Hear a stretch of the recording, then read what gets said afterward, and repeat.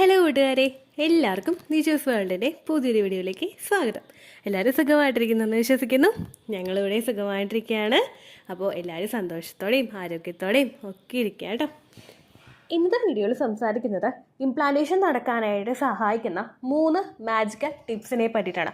നിങ്ങൾക്ക് യാതൊരു തരത്തിലുള്ള എഫേർട്ടും ഇടാതെ കൃത്യമായിട്ട് ചെയ്യാൻ കഴിയുന്ന 3 ടിപ്സാണിത്. ഇത് നല്ലതുപോലെ കൃത്യമായി ഫോളോ ചെയ്യുന്നവർക്ക് എളുപ്പത്തിൽ ഇംപ്ലാന്റേഷൻ നടക്കാൻ വേണ്ടിയിട്ട് ഇത് സഹായിക്കുന്നുവെന്ന് പ്രൂവൺ ആയിട്ടുള്ള കാര്യങ്ങളാണ് നമ്മുടെ ചാനലിൽ ഷെയർ ചെയ്യുന്നത് കേട്ടോ. അപ്പോൾ അതെന്തൊക്കെയാണെന്ന് നമുക്ക് നോക്കാം. വീഡിയോ നമുക്ക് സ്റ്റാർട്ട് ചെയ്യാം. ക്വാളിറ്റിയുള്ള ഒരു അണ്ടവും ക്വാളിറ്റിയുള്ള ഒരു ബീജവും കൂടി ചേരുമ്പോഴായിരിക്കും നമുക്ക് അവിടെ ഒരു ഭ്രൂണം ഡെവലപ്പ് ആവുന്നത്. അതായത് ഒരു കുഞ്ഞിൻ്റെ ഒരു ഏറ്റവും ആദ്യത്തെ ഒരു സ്റ്റേജ് നമുക്ക് ഡെവലപ്പ് ആവുന്നത് ക്വാളിറ്റി ഉള്ള ഒരു അണ്ടത്തിൽ നിന്നും ബീജത്തിൽ നിന്നുമാണ്. അണ്ടത്തിനും ബീജത്തിനും ക്വാളിറ്റി ഉണ്ടെങ്കിലും പിന്നീട് അങ്ങോട്ടേക്കുള്ള ഓരോ സമയത്തും കുഞ്ഞിലോട്ടുള്ള കാര്യങ്ങൾ കൃത്യമായിട്ട് എത്തുന്നുണ്ടെങ്കിൽ മാത്രമേ നമുക്ക് അവിടെ പ്രഗ്നൻസി പോസിബിൾ ആവുകയുള്ളൂ. എൻഡോമെട്രിയൽ ലൈനിങ്ങിനെ നറിഷ് ചെയ്യുന്നതിനും കുഞ്ഞിനെ നറിഷ് ചെയ്യുന്നതിനും ഭാഗത്തിനുള്ള ബ്ലഡ് സർക്കുലേഷൻ ശരീരത്തിലോട്ട് എത്തുന്നില്ലെങ്കിൽ നമുക്ക് ഒരിക്കലും അവിടെ പ്രഗ്നൻസി പോസിബിൾ ആവില്ല. സാധാരണയായിട്ട് നമ്മൾ ട്രീറ്റ്മെൻറ്റുകൾ എടുത്ത് മെഡിസിൻസ് ഒക്കെ സ്റ്റാർട്ട് ചെയ്തിട്ട് പ്രഗ്നൻസി ആകുന്നവരും അതുപോലെ തന്നെ നമ്മുടെ ചാനൽ ഫോളോ ചെയ്തിട്ടാണെങ്കിലും പ്രഗ്നൻസി ആകുന്നു എന്ന് പറയുന്നവർ പിന്നീട് അങ്ങോട്ടേക്ക് ചെയ്യാൻ മാറ്റിവെക്കുന്ന അല്ലെങ്കിൽ ചെയ്യാതിരിക്കുന്ന ഒരു മിസ്റ്റേക്കാണ് നമ്മൾ ഫിസിക്കലി ആക്റ്റീവ് അല്ലാതിരിക്കുന്നത്. അല്ലെങ്കിൽ ഇംപ്ലാന്റേഷൻ നടക്കാനായിട്ട് നമ്മൾ ശരീരത്തിന് കൊടുത്ത ആ ഒരു സപ്പോർട്ട് പിന്നീട് അങ്ങോട്ടേക്കും ശരീരത്തിന് കൊടുക്കാതെ വരുമ്പോഴാണ് പലർക്കും പ്രഗ്നൻസി സക്സസ്ഫുൾ ആയിട്ട് മുൻപോട്ടേക്ക് പോകാതിരിക്കാനായിട്ടുള്ള പ്രധാനപ്പെട്ട കാരണം.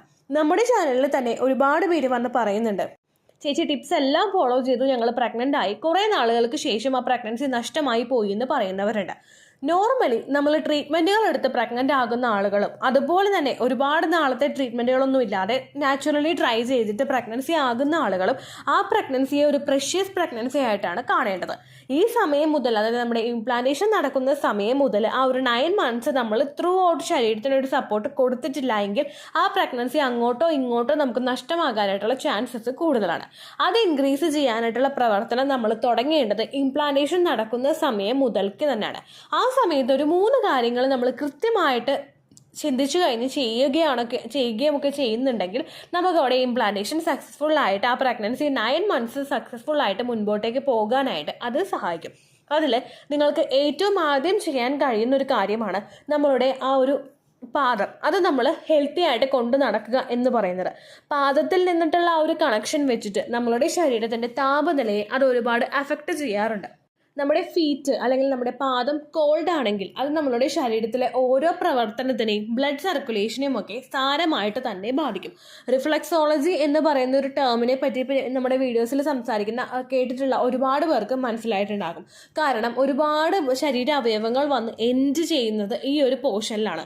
അതുകൊണ്ട് തന്നെ ആ ഭാഗം നമ്മൾ കോൾഡ് ആയിട്ട് ഇരിക്കുന്നുണ്ടെങ്കിൽ, ഇപ്പോൾ നമ്മളുടെ ഫീറ്റ് കോൾഡാണ്, നമ്മുടെ യൂട്രസും അതുപോലെ നമ്മളുടെ ബാക്കിയുള്ള ശരീര ഭാഗങ്ങളും ഒക്കെ വാമായിട്ടിരിക്കുന്ന സമയത്ത് നമ്മൾ യൂട്രസ് കോൾഡ് ആണെങ്കിൽ അത് ബ്ലഡ് സർക്കുലേഷനെയും അതുപോലെ തന്നെ നമ്മളുടെ പ്രഗ്നൻസി സർവൈവ് ചെയ്ത് മുൻപോട്ടേക്ക് പോകുന്നതിനെയും അഫക്റ്റ് ചെയ്യും.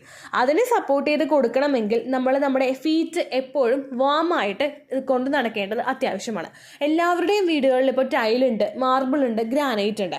ഈ ഒരു താപനിലയിൽ അല്ലെങ്കിൽ കുറച്ച് കഴിയുമ്പോഴേക്കും ഈ ടൈലിലൊക്കെ തണുപ്പുണ്ടാകും. ചിലപ്പോഴൊക്കെ ഭയങ്കര ചൂടായിരിക്കും. നമ്മൾ വെയിലുള്ള സമയത്ത് ആ ഒരു ടെമ്പറേച്ചർ ആ ഒരു ടൈലിലോ മാർബിളിലോ ഒക്കെ ഉണ്ടാകുന്ന ഒരു ചൂടായിരിക്കും നമുക്ക് ഉണ്ടാകുന്നത്.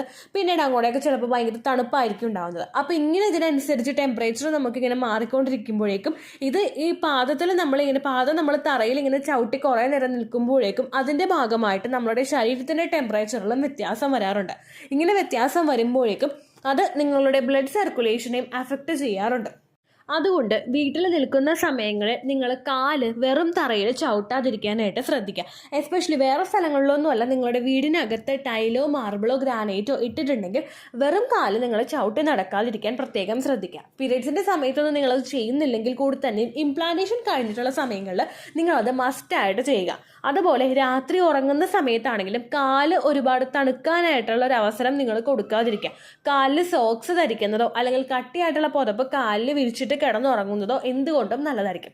ഉറങ്ങുന്ന സമയത്ത് പൊസിഷൻ മാറുന്ന ആളുകൾ പിറ്റേ ദിവസം രാവിലെ എഴുന്നേറ്റ് നോക്കുമ്പോഴേക്കും പുതപ്പ് വല്ലയിടത്തും കാല് വല്ലയിടത്തും കിടക്കുന്നവരാണെങ്കിൽ അങ്ങനെ ചെയ്യാതെ സോക്സ് ധരിക്കുക. കാരണം സയന്റിഫിക്കലി പ്രൂവൺ ആയിട്ടുള്ള ഒരു കാര്യമാണ്, നമ്മൾ സോക്സ് ധരിച്ച് കിടക്കുന്നത് നമ്മളുടെ ബ്ലഡ് സർക്കുലേഷൻ ഇൻക്രീസ് ചെയ്യാനായിട്ട് സഹായിക്കുന്നു എന്ന് പറയുന്നത്. ബ്ലഡ് സർക്കുലേഷൻ കുഞ്ഞിലോട്ട് കുറയുന്നത് ചെയ്യുന്നത് കൊണ്ടാണ് പലർക്കും പ്രഗ്നൻസി സക്സസ്ഫുൾ ആയിട്ട് മുൻപോട്ടേക്ക് പോകാത്തത്. അതുകൊണ്ട് ഒരു തവണ അബോർഷനൊക്കെ ഉണ്ടായിട്ടുള്ള ആളുകൾ ഇക്കാര്യം ശ്രദ്ധിക്കുന്നത് നല്ലതായിരിക്കും കേട്ടോ. രണ്ടാമതായിട്ട് നിങ്ങൾക്ക് ചെയ്യാൻ കഴിയുന്ന കാര്യമാണ് ഗ്രീൻ ടീ കുടിക്കുക എന്ന് പറയുന്നത്. ഗ്രീൻ ടീ കുടിക്കുന്നത് നമ്മളുടെ ശരീരത്തിലെ ബാക്കിയുള്ള പ്രവർത്തനങ്ങളൊക്കെ കൃത്യമായിട്ട് പോകുന്നതിനും സർക്കുലേഷൻ ഇംപ്രൂവ് ചെയ്യുന്നതിനും ശരീരത്തിൽ നിന്ന് ടോക്സിൻസ് റിമൂവ് ചെയ്യുന്നതിനും ഒക്കെ സഹായിക്കുന്നുണ്ട്. അതുകൊണ്ട് നിങ്ങൾ ഒരു ദിവസം ഒരു കപ്പെങ്കിലും ഗ്രീൻ ടീ കുടിക്കാനായിട്ട് ശ്രദ്ധിക്കുക. പ്യുവർ ആൻഡ് ലൈറ്റ് ആയിട്ടുള്ളതോ അല്ലെങ്കിൽ ബാക്കിയുള്ള ഫ്ലേവറുകളാണ് നിങ്ങൾ ഉപയോഗിക്കുന്നുണ്ടെങ്കിൽ നല്ല ഫ്ലേവർ നോക്കിയിട്ട് നിങ്ങൾ ചൂസ് ചെയ്യാനായിട്ട് ശ്രദ്ധിക്കുക. Lipton green tea pure and light ബാക്കിയുള്ള കണ്ടൻസ് ഒന്നും അടങ്ങാത്ത നല്ലൊരു ഗ്രീൻ ടീ പാക്കാണ്. അത് നിങ്ങൾക്ക് ഉപയോഗിക്കണമെങ്കിൽ അത് ഉപയോഗിക്കാം. ഒരു ദിവസം ഒരു കപ്പെങ്കിലും ഗ്രീൻ ടീ നിങ്ങൾ കുടിക്കുന്നത് നല്ലതായിരിക്കും കേട്ടോ. ചായയോ കാപ്പിയോ കുടിക്കുന്നവർ അത് മാറ്റിയതിന് ശേഷം ഗ്രീൻ ടീയിലോട്ട് കടക്കുന്നതും നല്ലതായിരിക്കും. ഇത് നിങ്ങളുടെ ഫെർട്ടിലിറ്റി വർദ്ധിപ്പിക്കാൻ വേണ്ടിയിട്ടും അതുപോലെ ശരീരത്തിൽ ബാക്കിയുള്ള ഫാറ്റ് ഇഷ്യൂസ് ഒക്കെ അടഞ്ഞുകൂടുന്നത് പ്രിവെന്റ് ചെയ്യാനും നിങ്ങളുടെ ഇംപ്ലാന്റേഷൻ സക്സസ്ഫുൾ ആവുന്നതിനും പ്രഗ്നൻസി സർവൈവ് ചെയ്ത് മുൻപോട്ടേക്ക് പോകുന്നതിനും സഹായിക്കുന്നുണ്ട് കേട്ടോ. മൂന്നാമതായിട്ട് നിങ്ങൾക്ക് ശ്രദ്ധിക്കാൻ കഴിയുന്ന കാര്യമാണ് നിങ്ങൾ ധാരാളം വെള്ളം കുടിക്കുക. വെള്ളം കുടിക്കുക എന്ന് പറയുമ്പോഴേക്കും ഒരുപാട് പേര് അറിഞ്ഞോ അറിയാതെയോ വെള്ളം കുടിക്കുന്നതിൻ്റെ അളവ് കുറച്ച് കളയുന്നുണ്ട്.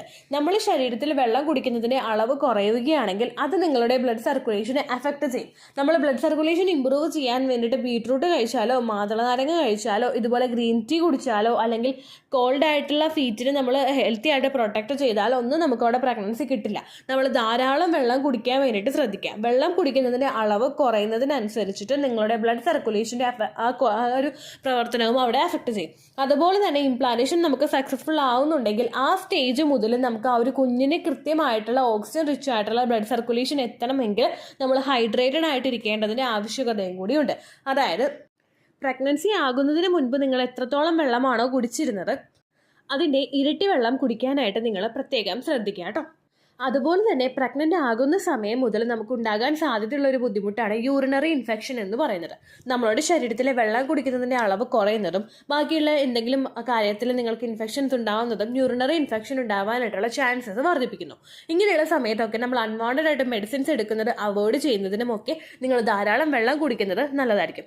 യൂറിനറി ഇൻഫെക്ഷൻ നമുക്ക് കൂടിപ്പോയി കഴിഞ്ഞാൽ അത് ഗർഭസ്ഥ ശിശുവിനും നിങ്ങളുടെയും ശരീരത്തിൻ്റെ പല പ്രവർത്തനങ്ങളെയും അത് സാരമായിട്ട് തന്നെ ബാധിക്കും. അതുകൊണ്ട് ഇത്തരം കാര്യങ്ങൾ കൃത്യമായിട്ട് ഫോളോ ചെയ്യാൻ വേണ്ടിയിട്ട് ശ്രദ്ധിക്കുക കേട്ടോ. അപ്പോൾ ഇത്രയേ ഉള്ളൂ വീഡിയോ. യൂസ്ഫുൾ ആയി കാണുമെന്ന് വിശ്വസിക്കുന്നു. യൂസ്ഫുൾ ആകുന്നുണ്ടെങ്കിൽ ലൈക്ക് ചെയ്യുക, ഫ്രണ്ട്സിനൊക്കെ ഷെയർ ചെയ്ത് കൊടുക്കുക കേട്ടോ. എന്തെങ്കിലും സംശയം ഉണ്ടെങ്കിൽ നിങ്ങൾ കമൻസിൽ ചോദിക്കുക. പണ്ടത്തെ വീഡിയോയ്ക്ക് കമൻസ് ഇടുന്നവർക്ക് റിപ്ലൈ ലഭിക്കുന്നില്ലെങ്കിൽ ലേറ്റസ്റ്റ് ആയിട്ട് ഞാൻ ഏത് വീഡിയോ ആണോ അപ്ലോഡ് ചെയ്യുന്നത് അതിന് താഴെ കമൻറ്റ് കോപ്പി പേസ്റ്റ് ചെയ്യാനായിട്ട് ശ്രദ്ധിക്കുക കേട്ടോ. അതുപോലെ ഓവുലേഷൻ ഡേറ്റ് കണ്ടുപിടിച്ച് തരാൻ വേണ്ടിയിട്ട് റിക്വസ്റ്റ് ചെയ്യുന്നവർ എത്രയാണോ നിങ്ങളുടെ കൃത്യം സൈക്കിൾ ലെങ്ത് അത് മെൻഷൻ ചെയ്യാനായിട്ട് ശ്രദ്ധിക്കുക. സൈക്കിൾ ലെങ്ത് എന്നതുകൊണ്ട് ഉദ്ദേശിക്കുന്നത് ഓരോ മാസവും എത്ര ദിവസം കൂടുമ്പോഴാണോ നിങ്ങൾക്ക് ബ്ലീഡിങ് വരുന്നത് അതിനെയാണ് കേട്ടോ ഉദ്ദേശിച്ചത്. അതായത് കഴിഞ്ഞ മാസം നിങ്ങൾക്ക് ജനുവരി 1 ബ്ലീഡിംഗ് ആയതെങ്കിൽ ഫെബ്രുവരി 2 അടുത്തതായിട്ട് നിങ്ങൾക്ക് ബ്ലീഡിംഗ് വരുന്നതെങ്കിൽ ജനുവരി 1 ഡേ 1 ആയിട്ടെടുത്ത് ഫെബ്രുവരി 2 ലാസ്റ്റ് ഡേ ആയിട്ടെടുത്തും നിങ്ങൾ കൗണ്ട് ചെയ്യുക കേട്ടോ. സ്പോട്ടിംഗ് ഉണ്ടാകുന്ന ദിവസത്തെ നിങ്ങൾ കൺസിഡർ ചെയ്യണമെന്നില്ല. എപ്പോഴാണോ ബ്ലീഡിംഗ് സ്റ്റാർട്ട് ചെയ്യുന്നത് അതായത് ചോര പോകുന്നത് ആ ദിവസത്തെ നിങ്ങൾ ആ ദിവസം മുതൽ നിങ്ങൾ കൗണ്ട് ചെയ്താൽ മതിയായിരിക്കും കേട്ടോ. അപ്പോൾ ഇത്രയേ ഉള്ളൂ വീഡിയോ. അടുത്തൊരു വീഡിയോ ആയിട്ട് നമുക്ക് വീണ്ടും കാണാം. ബൈ.